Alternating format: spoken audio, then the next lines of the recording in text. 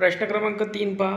एका व्यक्तीचे वय त्याच्या मुलाच्या वयापेक्षा 24ने जास्त आहे. 2 वर्षानंतर त्याचे वय मुलाच्या वयाच्या दुप्पट होते, तर त्याच्या मुलाचे आजचे वय किती वर्ष आहे? आता आपण हे 2 प्रकारे सॉल्व करू शकतो. एक ऑप्शनवरून आणि एक डायरेक्ट मेथडनं, गुणोत्तर व प्रमाणच्या मेथडनं. तर मी सुरुवातीला तुम्हाला ऑप्शनच्या मेथडनं सांगतो. तर बघा, जर आपण पहिलं ऑप्शन घेतलं तर काय म्हणते, मुलाचं वय जर आपण 24 पकडलं तर मुलामध्ये आणि वडिलांमध्ये कितीचा फरक आहे म्हणजे 24चा. जर 24 याच्यामध्ये ॲड केले तर 8 आणि 38 होईल. म्हणजे वडिलाचं आजचं वय किती होईल, किती होईल तर 38 होईल. 2 वर्षानंतर त्याच्या वय किती होईल म्हणते, तर 2 वर्षानं याचं 16 होईल आणि याचं 40 होईल. होते का दुप्पट? 2 वर्षांनी त्यांच्या वयाचे गुणोत्तर हे दुप्पट होते म्हणते.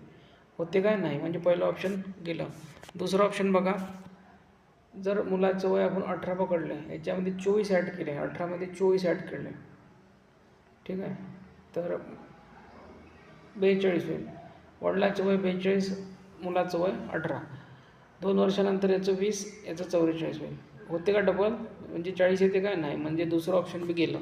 तिसरं ऑप्शन पहा, मुलाचं वय आपण 20 पकडू, त्याच्यामध्ये 24 मिळवले तर 44 होईल बापाचं वय, आणि याच्यामध्ये 2 ॲड केले तर 22 होईल, आणि याच्यामध्ये ॲड केले 2 तर होईल 46.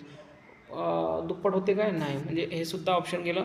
म्हणजे आपलं 100% ऑप्शन हे 4 नंबरचं आहे. ठीक आहे. ते बघा, ऑप्शनवरून तुम्हाला मुलाचं वय आपण 22 पकडलं, 22मध्ये जर आपण 24 मिळवले तर 46 होईल. 2 वर्षानंतर याचं होईल 24 आणि वडिलाचं होईल 2 वर्षानंतर 48. 24चे डबल होते 48, बरोबर. म्हणजे दुप्पट होत आहे. म्हणजेच हे करेक्ट आन्सर आहे ऑप्शन नंबर 4. हे झालं ऑप्शननुसार. आता डायरेक्ट मेथडनं जर आपल्याला करायचं आहे गुणोत्तर प्रमाणनं, तर काय म्हणते, मुलाचं वय आणि वडिलाचं वय. मुलाचं वय 1 आहे तर वडिलाचं वय दुप्पट होते म्हणते. दोघातला फरक किती आहे? 1 आहे. आणि आपल्याला गणितामध्ये कितीचा फरक म्हटला आहे? 24चा फरक म्हटला. म्हणजे फरकाला फरकाने भागू तर 24 आपल्याला गणितामध्ये दिला, फरक आपल्याला रेशोमध्ये दिसत आहे.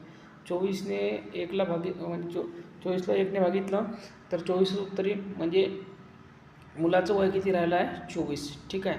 24च्या दुप्पट 48. ठीक आहे. आपल्याला 24 दिसत नाही ऑप्शनमध्ये.